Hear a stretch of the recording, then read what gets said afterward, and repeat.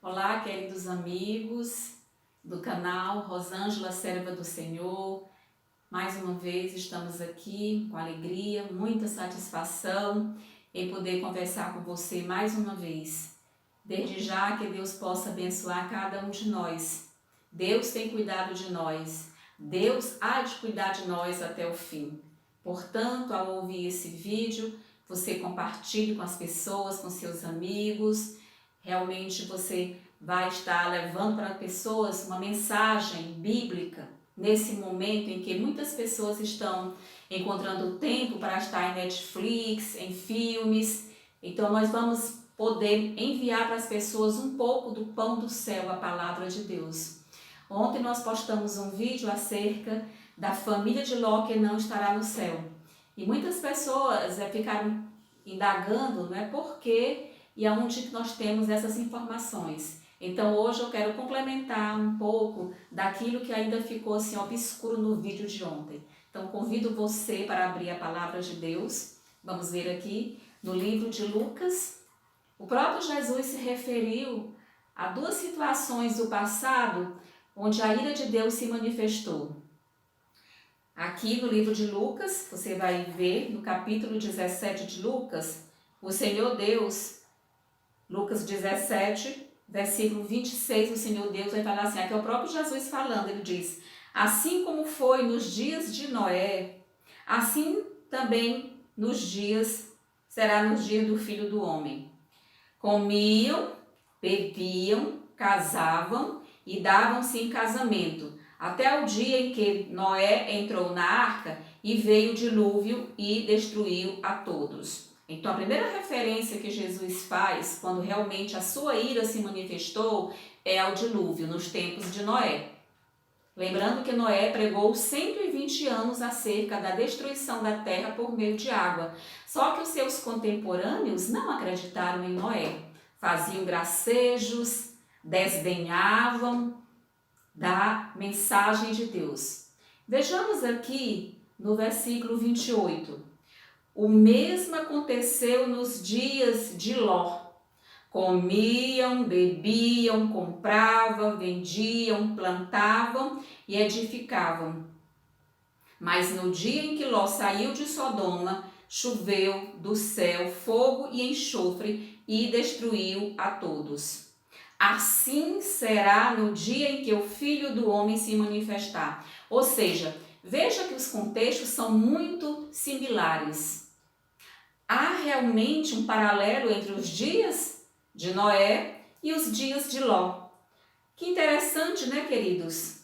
Aqui eles comiam, bebiam no dia de Noé. Comiam, bebiam, casavam e davam-se em casamento. No dia de Ló, Jesus repete a mesma coisa. Comiam, bebiam, compravam, vendiam. Então, queridos, normalmente o que acontece quando nós temos muito pão e circo, ou seja, muita ociosidade. Assim também está hoje no mundo. As pessoas estão com ociosidade e estão o quê?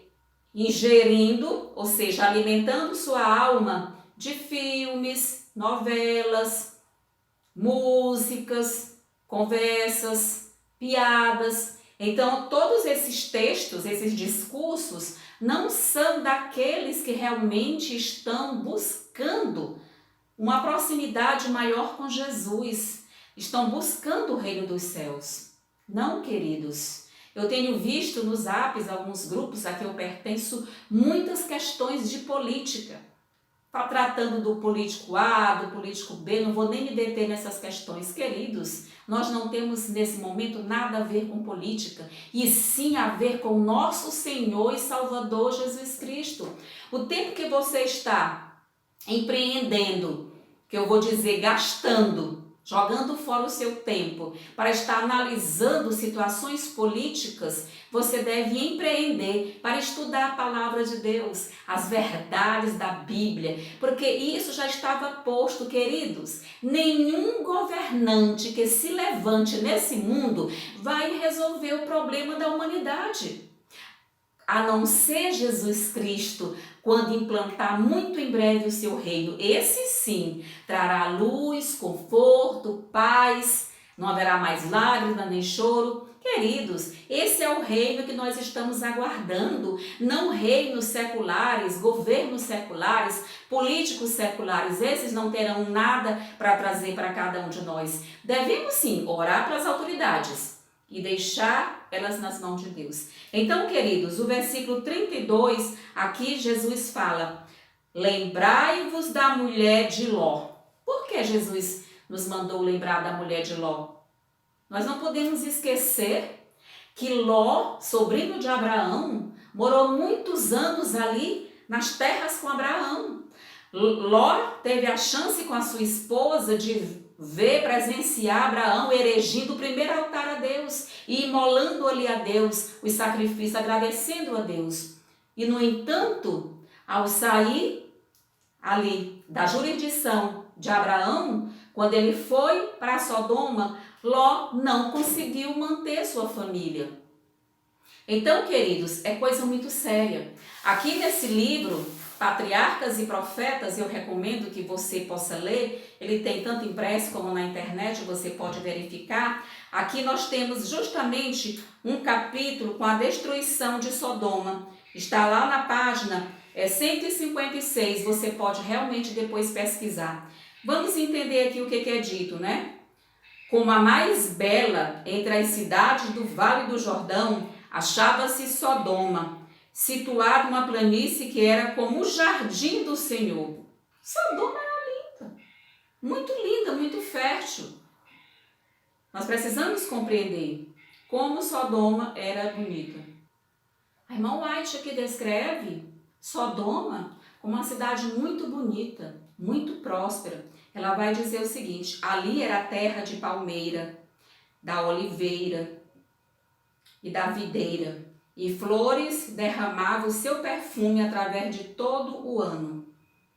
Então ali, ricas messes revestiam os campos, ou seja, era uma cidade bastante próspera. Ela vai dizer: a profusão que reinava por toda parte deu origem ao luxo e ao orgulho.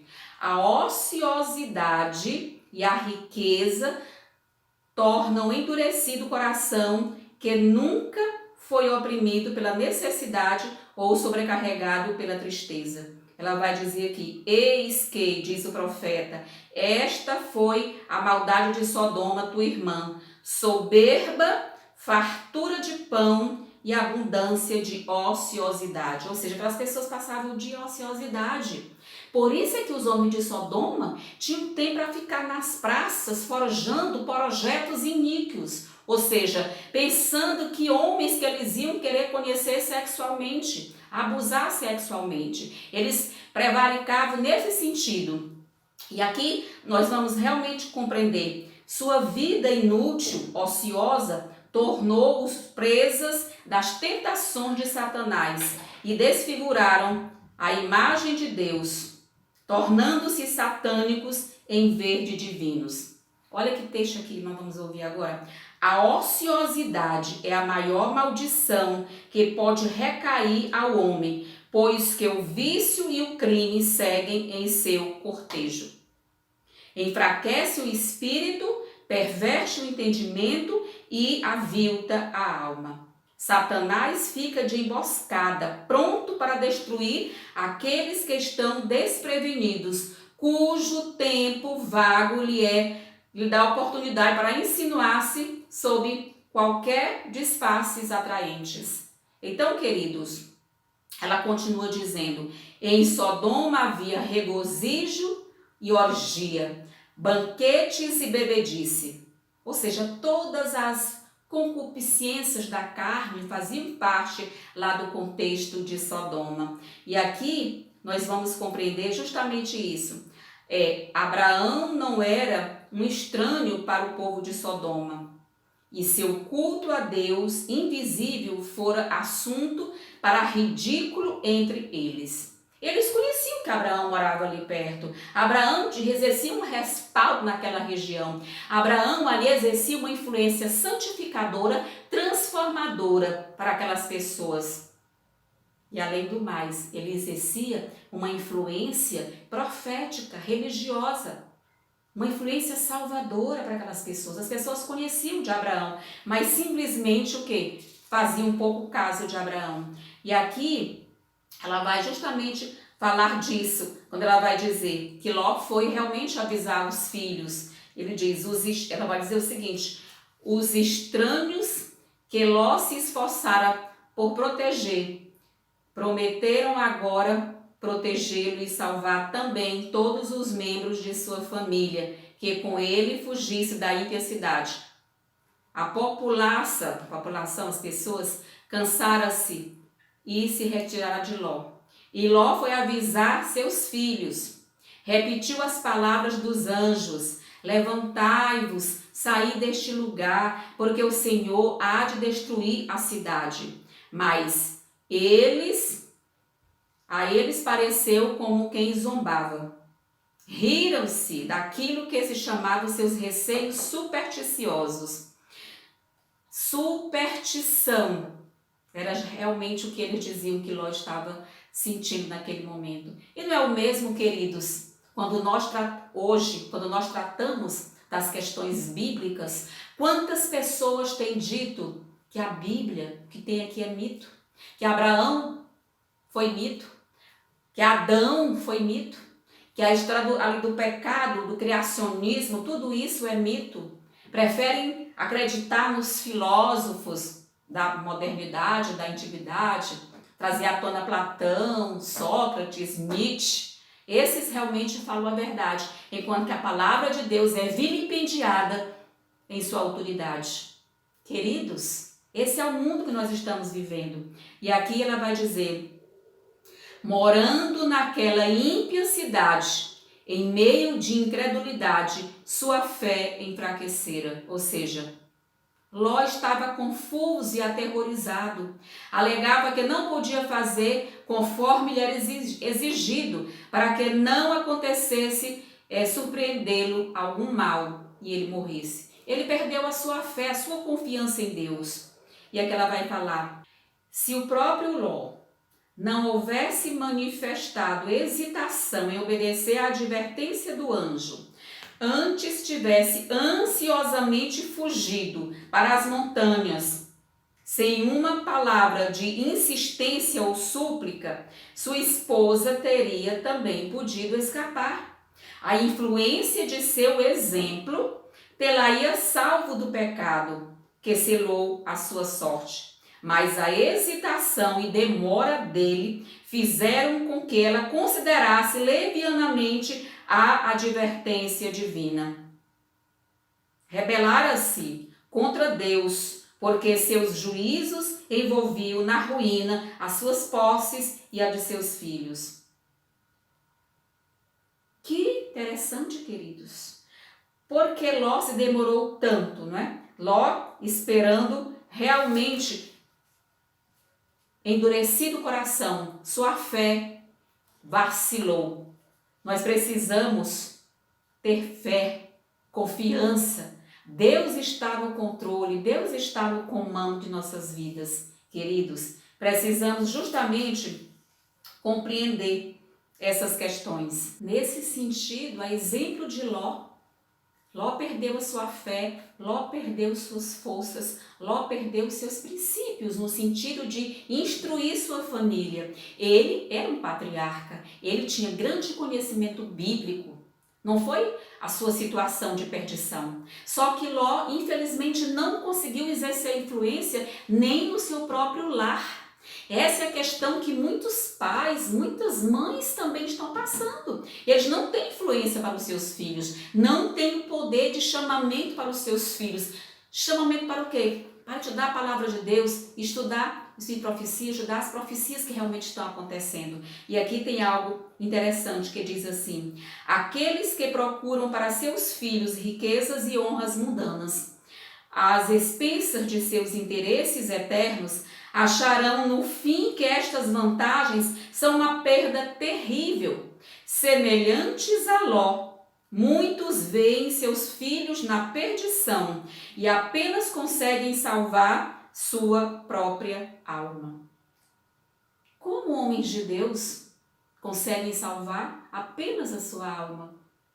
Falta influência, falta oração, falta clamor a Deus, obediência a Deus, resignação com relação às coisas de Deus. E aqui, queridos, diz: se eles tivessem exercido verdadeira sabedoria, seus filhos poderiam ter tido menos prosperidade mundana, mas ter-se-iam assegurado um título à herança imortal. E é justamente essa herança que Abraão priorizou. Abraão priorizou a herança imortal. Ellen White vai dizer justamente aqui o seguinte, né?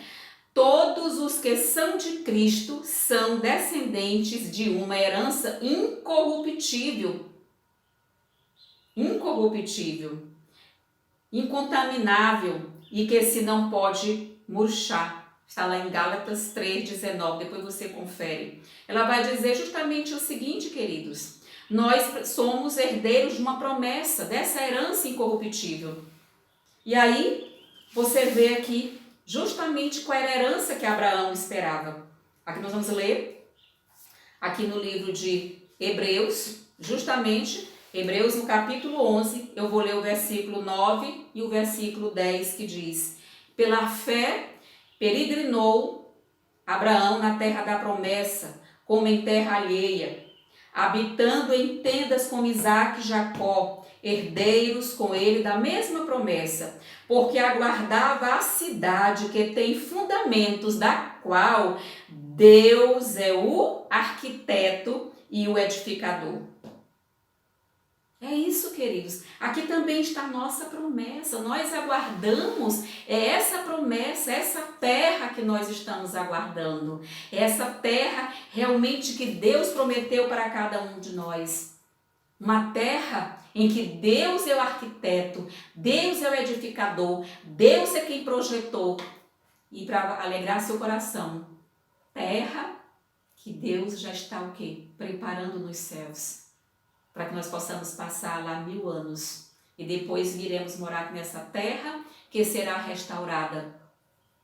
Encha o seu coração. Dessa forma, queridos, é essa cidade que Deus é o construtor. Nós vamos conhecer aqui também na palavra de João. Essas palavras doces que João aqui escreveu aqui em Apocalipse capítulo 21, que diz: vi novo céu e nova terra, pois o primeiro céu e a primeira terra passaram e o mar já não existe. Vi também a cidade santa, a nova Jerusalém, que descia do céu da parte de Deus, ataviada como noiva, adornada para o seu esposo.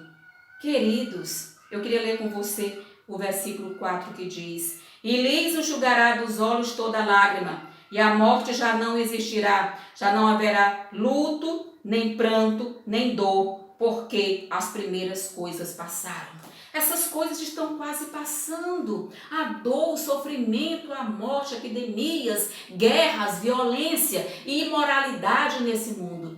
Estamos nesse finalzinho já para ver essa nova terra, queridos.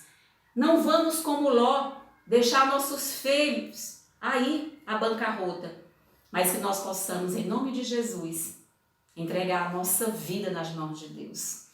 Que Deus realmente possa abençoar você e sua família. Divulgue esse vídeo com outras pessoas. Vá lá em nosso canal, se inscreva, deixe seu like para ajudar na divulgação do nosso canal. Então, que Deus realmente abençoe você e sua família. Que nós possamos muito em breve ver Jesus voltar nas nuvens dos céus. Em nome de Jesus Cristo. Amém.